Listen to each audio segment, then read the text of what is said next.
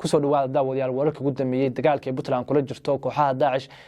ciidamada difaaca Puntland ayaa mar kale guulo muhiim ah ka gaaray kooxda Daesh sidoo kale xildhibaan sayir oo kamid ah siyaasiyiinta reer Puntland ayna aad isku hayaan siyaasad ahaan madaxweyne Dani ayaa ka hadlay dagaalka Puntland kula jirto kooxaha Daesh muxuu ka yiri waan arki doonaa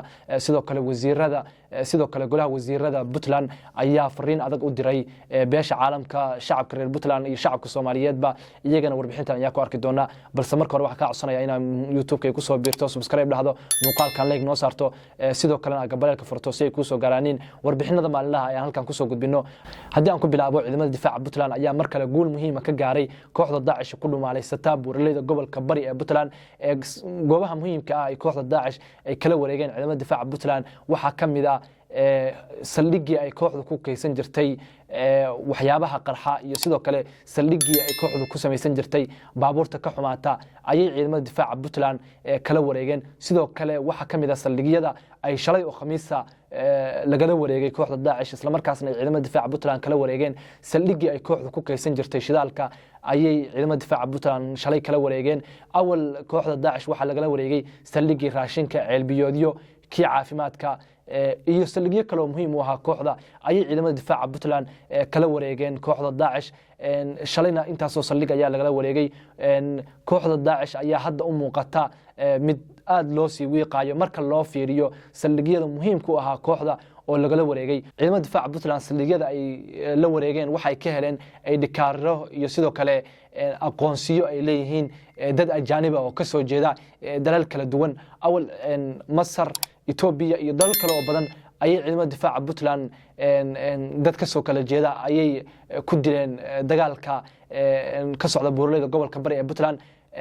shalay oo khamiisa ciidamada difaaca Puntland waxay ka heleen ay dhikaaro cadeynaya dalal uu kamid yahay dalka Sacuudi Carabiya dad ka soo jeeda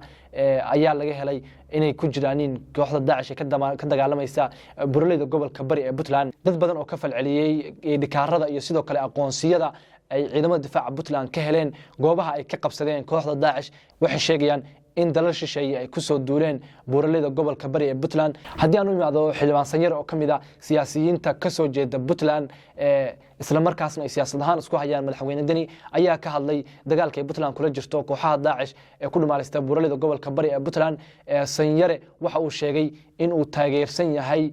dagaalka ay Puntland kula jirto kooxaha Daesh ee ku dhumaaleysata buuraleyda gobolka bari ee Puntland wuxuu sheegay in uu guul u rajeynayo shacabka iyo sidoo kale dawladda Puntland wuxuu sheegay in shacabka reer Puntland iyo siyaasiyiintoodaba looga baahan yahay inay isgarab taagaaniin dagaalka ay Puntland kula jirto kooxaha Daesh ee ku dhumaaleysata buuraleyda gobolka bari ee Puntland siyaasiyiin kale oo ka soo jeeda Puntland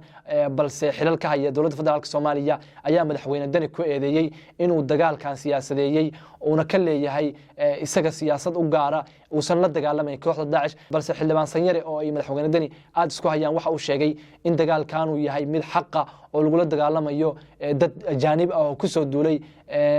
midnimada iyo wadajirka ummadda Soomaaliyeed si gaar ah lagu soo duulay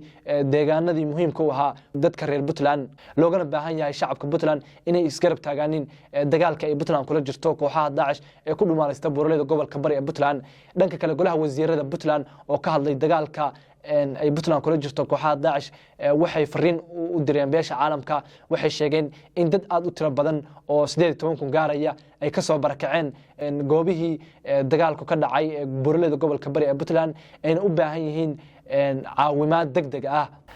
sidoo kale golaha wasiirada waxay fariin u direen dadka reer Puntland ee dalka iyo dibadda jooga waxay u sheegeen in ay soo garab istaagaan dadka ka soo barakacay dagaalka lagula jiro kooxda Daesh lagaga sifeynayo buuraleyda gobolka bari ee Puntland waxay sheegeen in waqtigan adag loo baahan yahay inay dawladooda iyo ciidamadooda ay garab istaagaaniin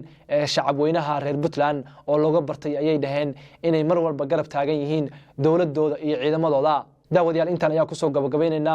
warbixinteena wax ka codsanaya mar kale ina YouTube-ka ku soo biirto muuqaalkan like noo saarto sidoo kalena gambaleelka furto waa mahadsantiin